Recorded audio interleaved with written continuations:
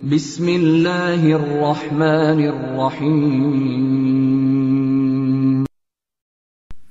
السلام علیکم گریڈ 6 محنتی چونٹی نظم کی ہم لوگوں نے ریڈنگ کی تھی، انڈرسٹینڈنگ کی تھی۔ آج ہے اس کا سالٹ سلیبس۔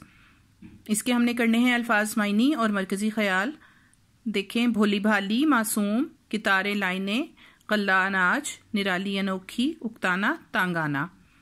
اس کا مرکزی خیال ہے، اس نظم کا مرکزی خیال یہ ہے کہ شاعر حفیظ جالندھری ہمیں ایک چونٹی کی خصوصیات کے بارے میں بتا رہے ہیں کہ جس طرح چونٹی ہر کام ہمت سے کرتی ہے اور ایک قانون کے مطابق زندگی گزارتی ہے، ہمیں بھی ہر کام ہمت سے کرنا چاہیے اور کسی بھی کام کو کرنے میں شرم نہیں محسوس کرنی چاہیے۔